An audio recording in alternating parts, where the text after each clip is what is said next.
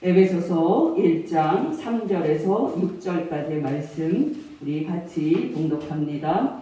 찬송하리로다. 하나님 곧 우리 주 예수 그리스도의 아버지께서 그리스도 안에서 하늘에 속한 모든 신령한 복을 우리에게 주시되 곧 창세전에 그리스도 안에서 우리를 택하사 우리로 사랑 안에서 그 앞에 거룩하고 흠이 없게 하시려고 그 기쁘신 뜻대로 우리를 예정하사 예수 그리스도로 말미암아 자기의 아들들이 되게 하셨으니 이는 그가 사랑하시는 자 안에서 우리에게 거저 주시는 바 그의 은혜의 영광을 찬송하게 하려는 것이라. 아멘. 예, 여러분, 저는 7주 전부터 복음이 무엇인지 설교를 하고 있습니다. 여러분 중에는 제가 이 복음 설교하는 것을 의아하게 생각하는 분도 있을 겁니다. 그러나 여러분, 제가 7주 전부터 복음이 무엇인지 설교하게 된 것은 한 가지 특별한 계기가 있었기 때문입니다. 여러분, 우리가 예수 믿는 궁극적인 목적은 우리가 하나님 앞에 서는 축복을 받기 위함입니다. 우리가 예수 믿는 목적은 정말 우리가 장차 천국에 들어가 하나님 앞에 서는 축복을 받기 위함입니다. 여러분, 방금 제가 한 말의 의미를 이해하셨습니까? 여러분, 예수 믿는 우리는 장차 하나님 앞에 서게 될 겁니다. 바로 이것이 하나님이 우리들을 위해서 예비하고 계시는 영광입니다. 바로 이것이 하나님이 우리에게 주시고자 가지고 계시면서 기다리고 계시는 영광입니다. 저는 여러분에게 묻고 싶습니다. 여러분이 장차 하나님 앞에 서게 될 그 축복을 사모하고 있습니까? 여러분이 장차 하나님 앞에 서게 될 그 축복을 기쁨으로 기다리고 있습니까? 만약에 여러분이 이 질문에 아멘이라고 대답하지 못한다면 여러분은 하나님을 만난 적이 없거나 영적으로 심히 병든 사람일 것입니다. 여러분, 제가 10년 넘게 알고 있는 한 성도님이 있습니다. 그분은 모태 신앙으로서 결혼할 때까지 신실하게 믿음을 가지고 있었습니다. 그러나 결혼하고 나서 직장 생활을 하다 보니까 서서히 믿음이 식어졌습니다. 그리고 서서히 세상의 죄악 속으로 발을 들여놓게 됐습니다. 한번 죄를 짓고 나면 끝날 줄 알았던 죄의 생활은 그의 생각과는 달리 5년 이상 지속이 됐습니다. 그동안에 죄를 지을 때마다 두려운 마음이 들어서 죄를 끊고 싶었지만 쉽지 않았습니다. 죄를 짓고 회개하고 또 죄를 짓고 회개하고 그렇게 반복만 할 뿐 그는 죄에서 빠져나오지 못하고 있었습니다. 그렇게 그분이 5년 이상 죄 때문에 괴로워하고 있을 때에 그는 죄된 생활을 완전히 끊기 위해서 다니던 직장을 그만두는 결단을 했고 지금은 자신의 죄를 용서해 달라고 하나님께 눈물로 기도하면서 지내고 있습니다. 문제는 여러분, 이분이 하나님을 너무나도 두려워하고 있다는 사실입니다. 여러분, 성도들 중에는 죄를 지었는데도 하나님이 용서해 주시겠지 라고 생각을 하면서 평안하게 지내는 분도 있습니다만은 이분은 지난 5년 동안에 자신이 하나님 앞에 지은 죄 때문에 정말 심각한 우울증과 불안감을 느끼면서 지내고 있습니다. 한마디로 이분은 자신이 지은 죄 때문에 하나님이 자신을 지옥에 보내지 않을까 벌벌 떨면서 살고 있습니다. 요즘같이 믿는 사람들까지도 죄에 둔감하게 사는 그런 현실에서 이분은 놀랍게도 자신이 지은 죄 때문에 하나님 앞에 서게 될 날을 두려워하고 있었던 겁니다. 저는 이분을 보면서 이런 분들이 생각보다 많을 수 있겠다, 이런 생각이 번뜩 들어서 7주 전에 복음 설교를 시작을 했던 겁니다. 저는 지난번 설교에서 하나님이 죄인이었던 우리를 구원하신 이유는 하나님께서 단지 우리를 사랑하셨기 때문임을 말씀을 드렸습니다. 그리고 더 나아가서 하나님이 죄인이었던 우리를 사랑하신 이유는 당신이 그런 은혜로운 분이심을 우리에게 보여주고 싶어 하셨기 때문이라고 말씀을 드렸습니다. 그리고 마지막으로 하나님께서 그렇게 하신 이유는 궁극적으로 하나님의 은혜가 지극히 크심을 우리에게 알게 하사 우리로 은혜로우신 하나님께 감사와 찬송을 드리게 하시고 또 우리로 하나님을 영원히 즐거워하며 친밀한 사귐을 갖게 하기 위함이었음을 말씀을 드렸습니다. 그렇다면 여러분, 우리가 하나님을 알고 있는지, 우리가 하나님을 만났는지 확인할 수 있는 시금석은 분명해집니다. 어떠십니까? 여러분은 죄인이었던 여러분을 구원하신 사랑의 하나님께 날마다 감사와 찬미를 올려드리고 있습니까? 여러분은 하나님으로부터 거저받은 구원의 영광을 생각하면서 날마다 구원받은 감격 속에서 은혜의 하나님께 감사와 찬송을 올려드리고 있습니까? 여러분은 정말 은혜와 사랑의 하나님 앞에 있으면서 하나님께 찬송 드리는 것을 기뻐하고 있습니까? 여러분은 정녕 장차 하나님 앞에 서서 영원토록 하나님의 은혜와 사랑을 찬송하게 될 날을 사모하고 있습니까? 여러분이 이 질문에 아멘이라고 대답을 하신다면 여러분은 건강한 신앙인이고 또한 복받은 신앙인일 것입니다. 그러나 여러분이 이 질문에 아멘을 못하고 머뭇거린다면 여러분은 하나님을 만난 적이 없거나 영적으로 심히 병든 사람일 것입니다. 여러분께 다시 묻습니다. 여러분은 하나님을 사랑하고 있습니까? 여러분은 죄인이었던 여러분을 은혜로 구원하신 하나님께 정말 찬양하지 않고는 견딜 수 없는 그런 복된 심령 상태입니까? 여러분의 심령 상태가 복된 상태인지 아니면 병든 상태인지 점검해 보시기를 바랍니다.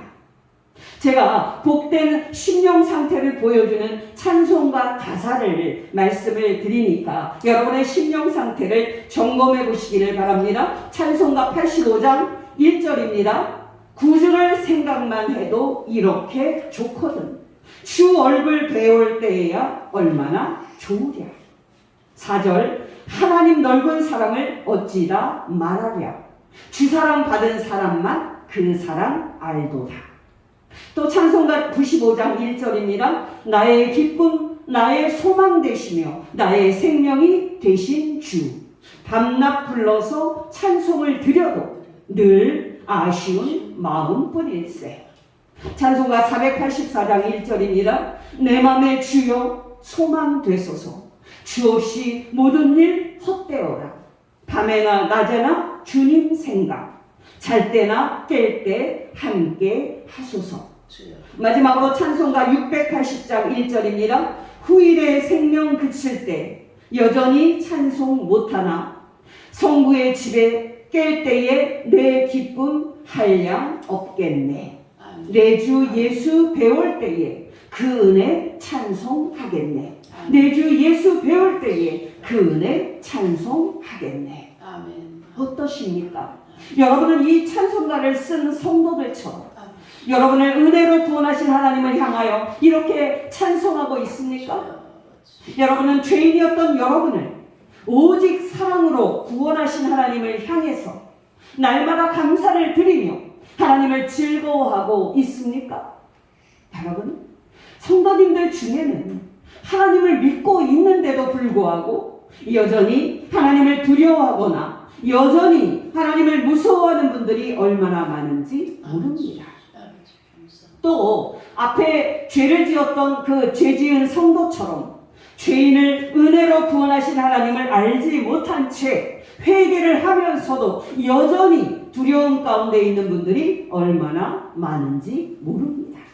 여러분, 성도님들에게 우리는 죽은 다음에 하나님 앞에 서게 될 것입니다 라고 말을 한다면 대부분의 성도님들은 틀림없이 두려워할 겁니다. 그러나 여러분, 놀라지 마시기 바랍니다. 우리가 죽은 다음에 하나님 앞에 서게 되는 날은 정말 우리에게 가장 영광스러운 날이 될 것입니다. 왜 그렇습니까? 두 가지 이유 때문입니다. 첫째, 우리가 장차 그 앞에 서게 될 우리 하나님은 모든 신령한 복으로 충만하신 하나님이시기 때문입니다. 하나님이시며 그 모든 축복을 우리에게 주시고자 그것들을 예비하고 계시는 하나님이시기 때문입니다. 바로 1절이 말하는 것이 이 진리입니다. 찬송하리로다 하나님 곧 우리 주 예수 그리스도의 아버지께서 그리스도 안에서 하늘에 속한 모든 신령한 복으로 우리에게 복 주시되. 여러분은 하나님이 이렇게 좋으신 하나님이신 것을 알고 있습니까? 여러분은 정말 하나님이 영원히 찬송받기에 합당하신 이렇게 복되신 하나님이신 것을 알고 있습니까? 여러분, 예수 믿는 성도들에게 나타나는 기이한 현상이 하나 있습니다.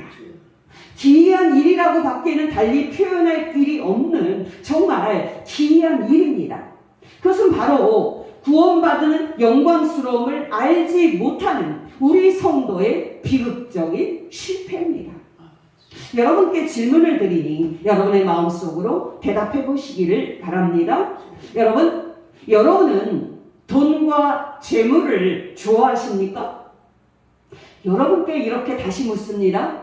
여러분은 재물과 하나님 둘 중에 하나를 선택을 해야 한다면 어떤 것을 선택하시겠습니까? 여러분 중에는 이렇게 말하는 분이 있을 겁니다. 목사님의 질문이 잘못된 거 아닙니까? 왜 하나님과 재물 둘 중에 하나를 선택해야 된다고 설정을 하십니까? 하나님도 재물도 둘 다 축복으로 소유를 하면 되는 거 아닙니까? 여러분은 이 생각에 대해서 어떻게 생각을 하십니까? 여러분, 놀라지 마시기를 바랍니다. 성도들은 이 위의 사람처럼 그렇게 대놓고 말하지는 않습니다. 그러나 실상 그들의 그 생각은 정확히 이 생각입니다. 하나님도 잘 믿고 또 하나님께 복도 받아서 이 세상에서 부자도 되고 자녀들도 잘 되고 또 이 다음에 죽어서 천당도 가고 이렇게 생각하는 것이 대다수 한국교회 교인들의 생각입니다.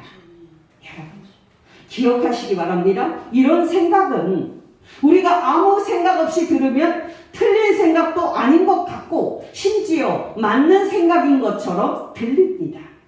그러나 여러분, 과연 이렇게 한국교회에 광범위하게 퍼진 생각이 성경적인 생각일까요? 천만의 말씀입니다. 이것은 완전히 틀린 생각입니다. 왜 그렇습니까? 신앙은 결단과 선택이고 신앙은 다른 모든 것을 포기하고 하나님을 선택하는 것이기 때문입니다. 여러분은 하나님과 재물을 둘 다 소유하고 싶으시죠? 그거는 불가능합니다. 우리 예수님의 말씀입니다. 마태복음 6장 24절 한 사람이 두 주인을 섬기지 못할 것이니 혹 이를 미워하고 저를 사랑하거나 혹 이를 중히 여기고 저를 경히 여기니라. 너희가 하나님과 재물을 겸하여 섬기지 못하느니라. 여러분 앞에 하나님과 재물 둘 다 있습니다. 여러분이 하나를 선택해야 한다면 여러분은 어느 것을 선택할 것 같습니까? 여러분은 기꺼이 재물을 버리고 하나님을 선택한 후에 가난한 삶의 길을 기쁨으로 받아들일 것 같습니까? 제가 단언을 하건대 교인들 중에 90%가 넘는 사람들이 하나님을 버리고 재물을 선택할 겁니다. 제가 어떻게 아냐고요?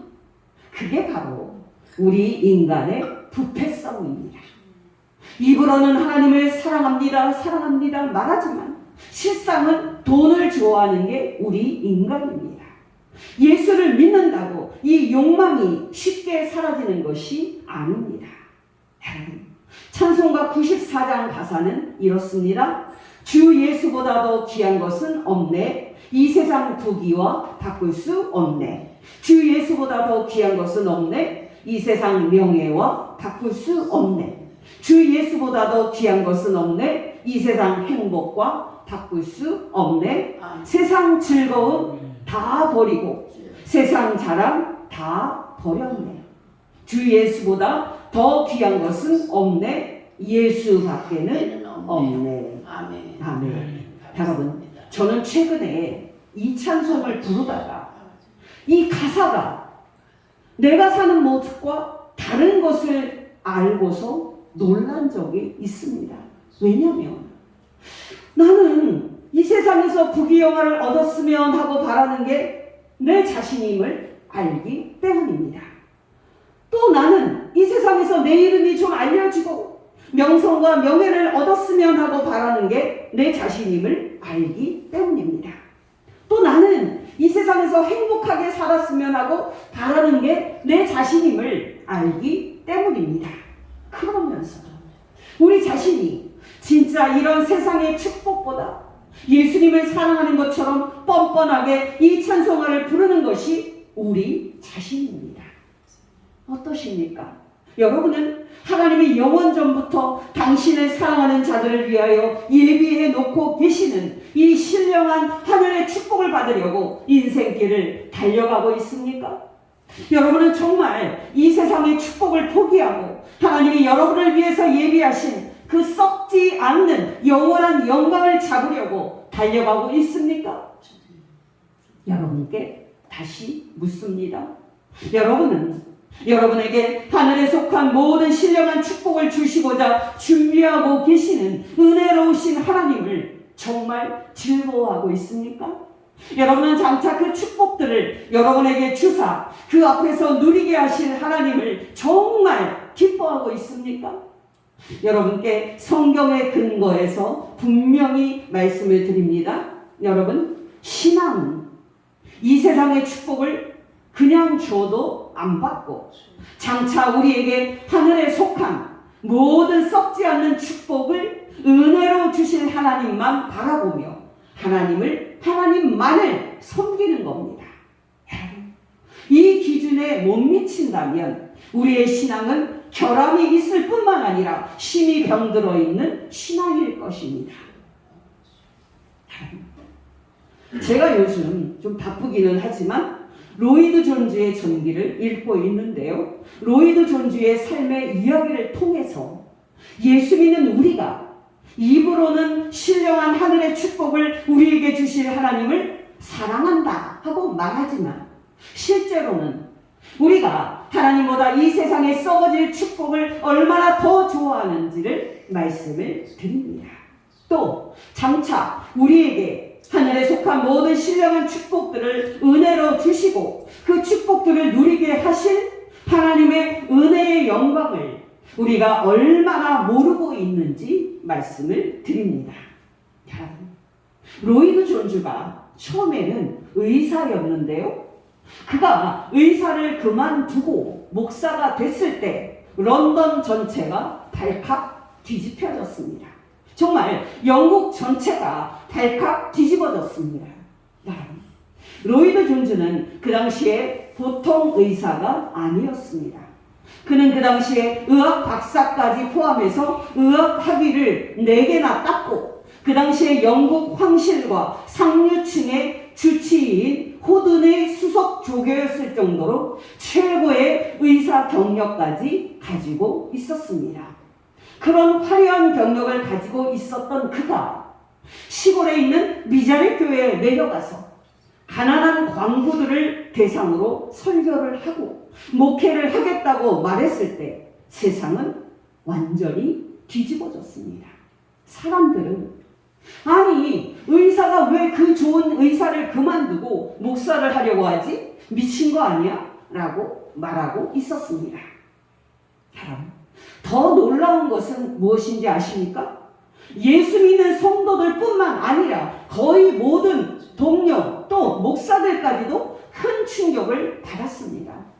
아니, 의사도 하고 또 동시에 교회에서 평신도 설교자로 활동을 해도 되는데 왜 그 좋은 의사를 그만두고 시골 목사가 되려고 하지?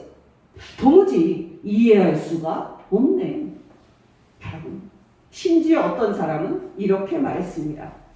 아니, 목수를 하다가 목사를 하면 그 목사가 된다면 이해를 해요. 근데 그 높은 지위를 가지고 있는 의사가, 그것도 보통 의사도 아니고 황실과 상류층만 전담을 하는 최고의 의사가 왜 그 영광을 버리고 시골 미자리 교회 목사가 되려고 하나? 도무지 이해가 안 되네요. 여러분, 27살의 로이드 존즈는 1927년 2월 6일에 샌즈필드 강단에 부임을 해가지고 첫 설교를 했는데요. 그 마을에서는 이런 소문들이 퍼지고 있었습니다. 아니, 새로 온 설교자가 의사라는데 이 지역에 혹시 국회의원에 출마하러 온 거 아니야? 이렇게 소문이 났습니다. 근데 아니라면은 왜 그런 높은 지위에 있는 의사가 아니 이 시골 지역에 설교자로 왔겠냐고 무슨 속셈이 있을 거라고 생각을 했습니다. 여러분, 한 번은 로이드 존즈가 설교를 마치고 버스를 타고 집으로 가고 있었습니다. 마침 그 앞에는 그날 그의 설교를 들었던 두 부인이 앉아 있었고 이렇게 대화를 주고받고 있었습니다. 아이고, 요즘 의사도 먹고 살기가 힘든가 봐. 그렇지 않고서야 왜 의사를 그만두고 이 시골 설교자가 되었겠어? 더 놀라운 것은 무엇인지 아십니까? 로이드 존즈와 막 결혼을 했던 그 아내 베단 필립도 뛰어난 의사였다는 사실입니다. 그 당시 런던 의학계와 사교계는 말할 것도 없고 일반 시민들과 기독교계의 일반 교인들과 목회자들까지도 찬란한 의사 경력을 가지고 있었던 로이드 존즈가 그 의사를 포기하고 시골의 미자리 교회의 설교자가 되었을 때 그를 도무지 이해할 수가 없었습니다. 여러분은 어떠십니까? 여러분은 로이드 존즈의 그 선택이 이해가 되십니까? 아니면 더 나아가서 나는 로이드 존즈의 선택에 하나도 놀라지 않는다. 왜냐하면 우리에게 하늘에 속한 모든 썩지 않는 축복을 주실 하나님을 섬기는 것은 그만큼 귀한 거니까. 아니, 이 세상의 그 어떤 축복이나 보물과도 비교할 수 없는 영광이니까. 여러분도 이렇게 생각하십니까? 여러분, 자신의 선택에 놀란 사람들 때문에 더 놀란 사람은 정작 로이드 존즈 자신이었습니다. 로이드 존즈는 자신이 갖고 있는 이 세상의 화려한 경력과 그리고 의사 직업과 비교를 할 때 하나님이 그에게 주실 하늘의 모든 신령한 축복은 비교할 수 없는 최고의 영광임을 알고 있었습니다. 그는 이 세상의 의사라는 명성과 출세는 사람들이 생각하듯이 대단한 본물이 아니며 잠시만 만족을 주고 사라질 세상의 일시적인 영광뿐임을 알았습니다. 이에 반해서 하나님이 그에게 예수 그리스도 안에서 주실 구원의 축복은 하늘에 속해 있고 또 영원히 썩지 않는 진정한 축복임을 잘 알고 있었습니다. 그래서 그는 그런 선택을 하는 것이 전혀 어렵지 않았습니다. 오히려 어렵기는커녕 그런 선택을 할 수 있어서 너무나도 행복했습니다. 어떠십니까?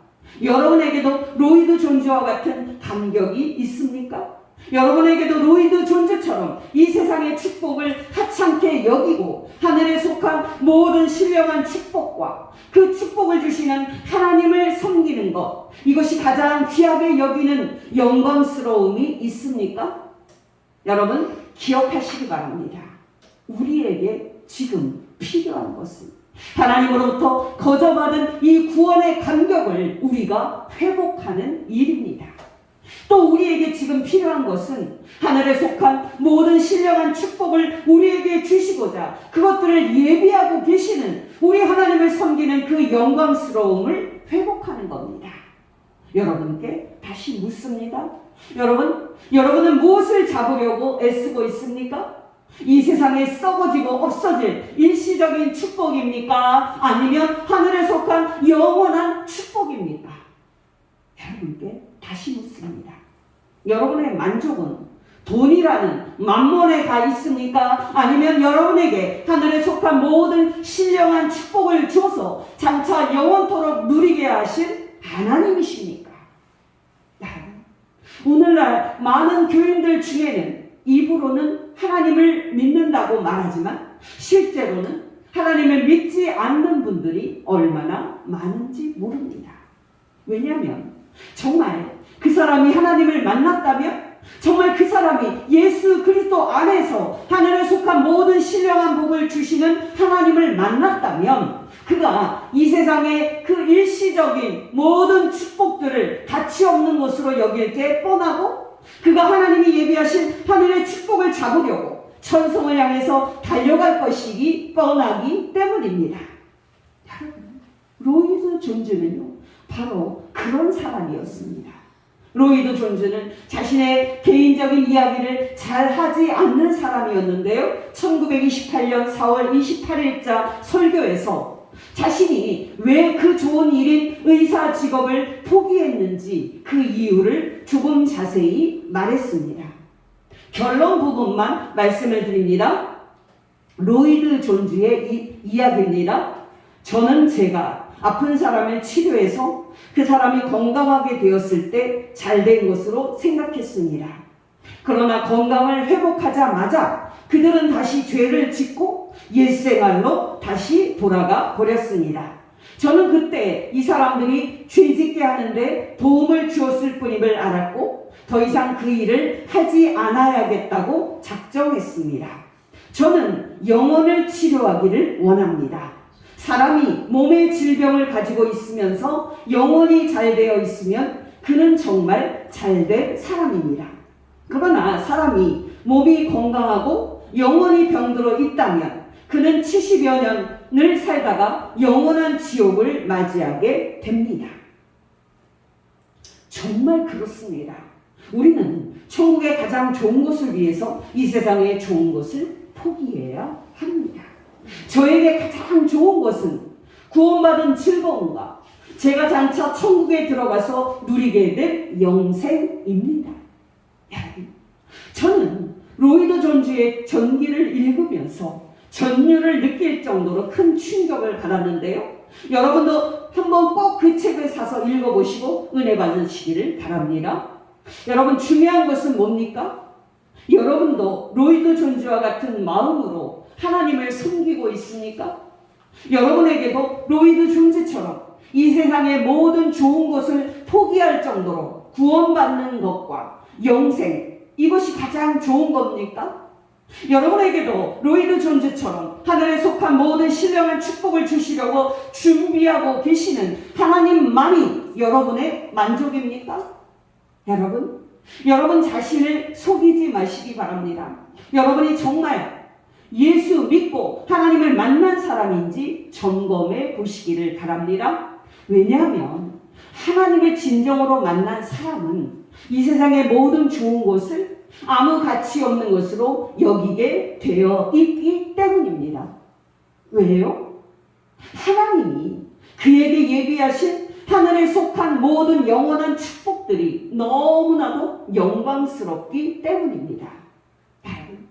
천국의 영원한 축복을 얻기 위해서 이 세상의 일시적인 축복을 포기하는 사람이 어리석은 사람일까요?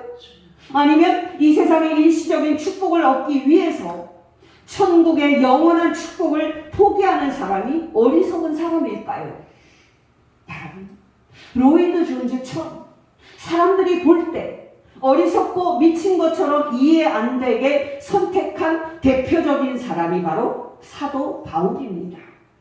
빌립보서 3장에 있는 사도 바울의 고백을 직접 들어보십시오.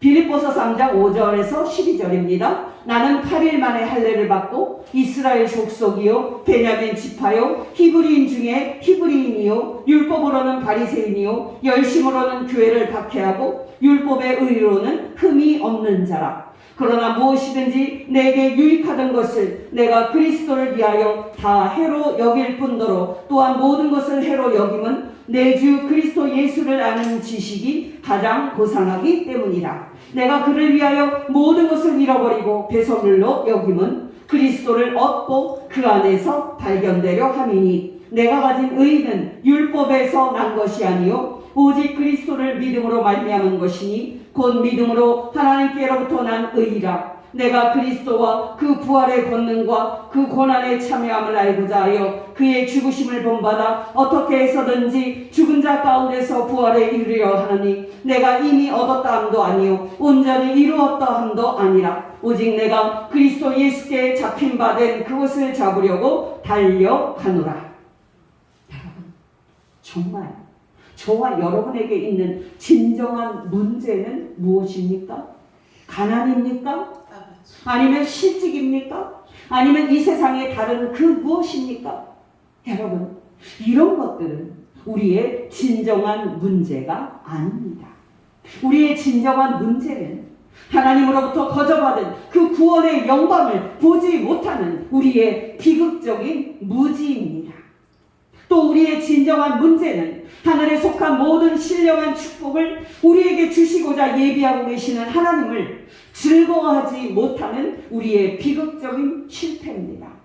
여러분, 정말 다른 게 아니라 우리의 진정한 문제는 우리가 하나님을 믿는다 하지만 하늘의 축복의 영광을 보지 못한 채 이 세상에 썩어질 일시적인 축복에 우리의 마음의 눈이 멀어있는 상태일 겁니다. 진정으로 여러분을 위해서 기도합니다. 하나님께서 여러분에게 성령님을 부어주셔서 여러분의 마음의 눈을 밝히시고 여러분으로 하나님이 예수 믿는 성도들에게 예비하신 하늘의 축복의 지극히 큰 영광을 보게 하시며 하나님을 날마다 즐거워하게 하시기를 기도합니다. 둘째, 여러분, 왜 우리가 죽어서 하나님 앞에 서게 되는 날이 우리에게 가장 영광스러운 날입니까? 바로 그날에 우리는 사랑 안에서 하나님 앞에 거룩하고 흠이 없게 서게 될 것이기 때문입니다. 바로 이 진리를 말해주는 말씀이 오늘 본문 4절입니다. 곧 창세전에 하나님이 그리스도 안에서 우리를 택하사 우리로 사랑 안에서 그 앞에 거룩하고 흠이 없게 하시려고. 여러분, 대부분의 성도들은 그들이 장차 하나님 앞에 서게 될 거라는 말씀을 드렸을 때 두려움을 느낍니다. 왜냐하면 본능적으로 하나님은 거룩하신 분이고 자신들은 죄인이라는 그런 생각을 그들이 갖고 있기 때문입니다. 그러나 여러분, 그런 생각은 성경적인 생각이 아님을 아시기 바랍니다. 여러분, 우리는 정녕 천국에 들어가서 장차 하나님 앞에 서게 될 겁니다. 그러나 그때 우리는 놀랍게도 하나님의 사랑 안에서 하나님 앞에 서게 될 것입니다. 다시 4절입니다. 곧 창세전에 하나님이 그리스도 안에서 우리를 택하사 우리로 사랑 안에서 그 앞에 거룩하고 흠이 없게 하시려고. 왜 우리가 장차 하나님 앞에 서는 것이 가장 큰 기쁨입니까? 왜 우리가 장차 하나님 앞에 서는 것이 가장 큰 영광입니까? 세 가지 이유 때문입니다. 첫째, 우리가 장차 그 앞에 서게 될 우리 하나님은 우리에게 하늘에 속한 모든 신령한 축복을 주실 분이시기 때문입니다. 둘째, 우리가 장차 하나님 앞에 서게 될 때 우리는 하나님의 사랑 안에서 하나님 앞에 서게 될 것이기 때문입니다. 셋째, 우리가 장차 하나님 앞에 서게 될 때 우리는 영광을 받을 것이기 때문입니다. 그렇다면 우리가 사랑 안에서 하나님 앞에 선다는 것은 구체적으로 무엇을 의미합니까? 그것은 바로 우리가 하나님 앞에 하나님의 사랑받는 자녀로서 서게 된다는 뜻입니다. 이것이 바로 5절이 말하는 겁니다. 그 기쁘신 대로 우리를 예정하사 예수 그리스도로 말미암아 자기의 아들들이 되게 하셨으니. 또 여러분, 우리가 하나님의 사랑 안에서 하나님 앞에 서게 된다는 것은 우리가 우리를 사랑하시는 하나님 아버지 앞에 서게 된다는 뜻입니다. 바로 이것이 예수님이 우리에게 주기도문을 가르쳐 주셨을 때 하나님을 우리 아버지, 우리의 아버지로 부르라고 우리에게 가르치신 이유입니다.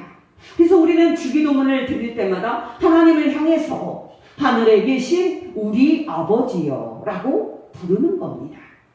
여러분, 저는 7주 전에 복음이 무엇인지 설교를 해야겠다고 생각을 했는데요. 그 이유는 앞에서도 말씀을 드렸지만 죄책감에 시달린 나머지 하나님을 무서워하는 그 성도님을 돕기 위함이었습니다. 참 감사하게도 하나님께서는 최근에 그 성도님을 만나주셨습니다. 여러분은 어떠십니까? 여러분은 하나님을 섬기는 기쁨을 소유하고 있습니까? 여러분은 기도와 성경 말씀을 묵상하는 가운데 하나님 아버지와 친밀한 즐거운 교제를 나누고 있습니까? 여러분, 베드로는 처음에 바닷가에서 예수 그리스도의 신적인 위엄과 권능을 대면을 했을 때 예수님의 발 앞에 엎드리면서 주여 나를 떠나소서 나는 죄인이로소이다 라고 말했었습니다. 그러나 누가복음 9장에 있듯이 베드로는 예수님과 함께 산에 올라갔다가 그 산에서 예수님이 성자 하나님의 영광을 나타내셨을 때 주여 우리가 여기에 있는 것이 좋사오니 라고 말하면서 그 산에 있기를 간구했습니다. 여러분 기억하시기 바랍니다. 이 정도로 영광의 하나님 앞에 서는 것은 좋은 겁니다. 이 정도로 영광의 주 예수 그리스도 앞에 서는 것은 영광스러운 겁니다. 여러분은 영광의 하나님 앞에 서는 이 기쁨과 즐거움을 알고 있습니까? 여러분 하나님을 믿고 신앙생활을 하면서도 기쁨이 없고 특히 하나님이 두렵다면 그 사람은 하나님을 만난 적이 없거나 영적으로 심히 병든 사람일 겁니다. 여러분께 권면드립니다. 우리가 하나님 아버지 앞에 선다는 것은 베드로가 우리가 여기 있는 것이 좋사오니라고 말하면서 감격한 것처럼 이 축복은 우리에게 가장 영광스러운 축복입니다. 우리는 성경을 묵상하고 기도할 때 이 기쁨을 맛볼 수가 있습니다. 그러나 우리가 장차 죽은 다음에 하나님 앞에 서게 될 때 우리는 이 기쁨을 충만하게 누리게 될 것입니다. 우리가 장차 천국에 들어가서 하나님 아버지 앞에 사랑 안에서 서게 될 때까지 그 소망을 바라보면서 하나님을 즐거워하고 하나님과 동행하는 성도 되시기를 예수 이름으로 축원합니다. 기도하겠습니다.